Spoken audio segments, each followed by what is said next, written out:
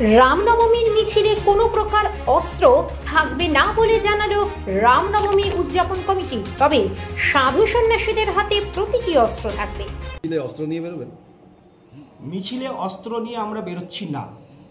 আবারও আমি কোট করছি যে মিছিলে আমরা অস্ত্র নিয়ে বেরোচ্ছি না।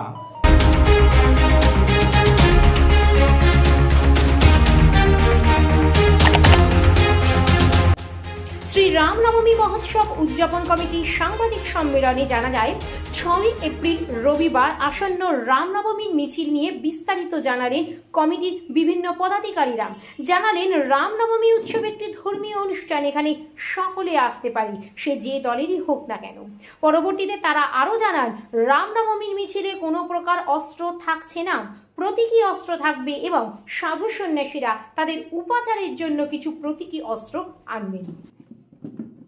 আমাদের প্রত্যেক বছর যেরকম হয় সেই রকমভাবে এবছরও হবে, কিন্তু এবছর যেহেতু বাংলাদেশ সহ ভারতের বিভিন্ন স্থানে হিন্দুরা আক্রান্ত হয়েছে, সেই হিসাব করে যদি দেখা যায় যে রামনবমী উৎসবটা আমাদের হিন্দুদের ঐক্যবদ্ধ হওয়ার একটা জাতীয় সাংস্কৃতিক এবং পরম্পরার অনুষ্ঠান, যে উৎসবের মাধ্যমে সকল হিন্দু ঐক্যবদ্ধ হবে এবং ঐক্যবদ্ধতাই হচ্ছে সমস্ত রকম দুষ্কৃতি এবং অপকর্ম যারা করছে তাদের বিরুদ্ধে লড়ার একটা বার্তা। আর সেই কারণেই আমরা রামনবমী পালন করতে যাচ্ছি। কত মানুষ বেরোবে এবং মিছিলে কি ধরনের ট্যাবলো থাকবে?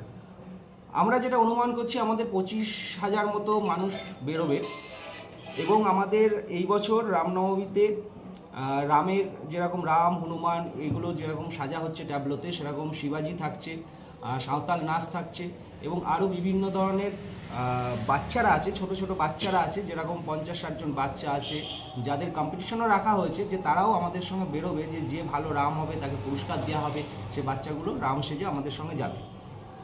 আর তার সঙ্গে আমাদের যেটা থাকছে যে আমরা একটা অ্যাম্বুলেন্স রাখছি, তার কারণ আমরা যেহেতু গরমে বেরোচ্ছি, এত মানুষ আসে দূর থেকে, আমাদের এত মানুষ যাচ্ছে, কারো কখনো যদি কোনো অসুস্থ বোধ করে আমরা সঙ্গে সঙ্গে তাকে যেন সেই ট্রিটমেন্টটাও পৌঁছে দিতে পারি, সেই কারণে আমরা সেই ব্যবস্থাটাও এই বছর আমরা নতুন করে রাখছি। এমন একটা প্রেক্ষাপট যেখানে এসএফআই কলকাতা থেকে বিবৃতি দিয়েছে তারাও একটা বাহিনী না হবে এবং তৃণমূলও বিরোধিতা করছে, এই পরিপ্রেক্ষিতে কতটা শান্তিপূর্ণ হয় বলে আপনারা মনে করছেন?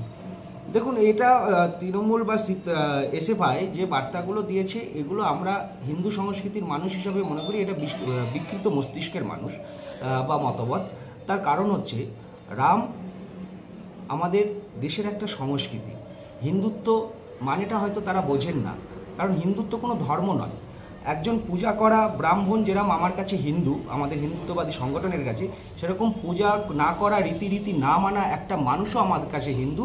সেটা ধর্মের বিষয় নয়, আমাদের হিন্দুত্বের সংস্কৃতির বিষয়।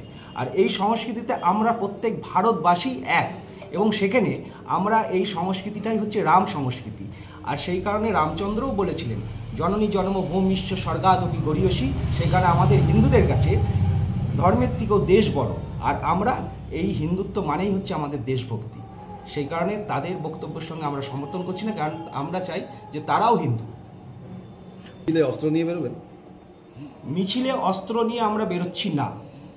আবারও আমি কোট করছি যে মিছিলে আমরা অস্ত্র নিয়ে বেরোচ্ছি না, কিন্তু আমাদের যত দেবতা আছে তাদের প্রত্যেকের হাতে অস্ত্র থাকে এবং অস্ত্র পূজার একটা বিধান আমাদের ধর্মে আছে। সেই কারণে কিছু প্রতীকী অস্ত্র, আবারও বলছি, কিছু প্রতীকী অস্ত্র অবশ্যই থাকবে, কিন্তু সেটা অস্ত্র নয় যেটাকে আমরা অস্ত্র বলি। যেমন আমাদের এবছর রামনবমীতে যোগদান করছেন, যে চড়কের সময় হচ্ছে বলে চড়কের সন্ন্যাসীরা আসছেন, সন্ন্যাসীদের হাতে মহাদেব ভগবানের যে ত্রিশূল সেটা থাকে, সেটাকে কখনোই আমরা অস্ত্র হিসেবে গণ্য করতে পারি না। সেই রকমভাবেই অস্ত্র আমরা নিয়ে বেরোচ্ছি না, কিন্তু কিছু প্রতীকী অস্ত্র বা পূজা করা অস্ত্র যে সাধু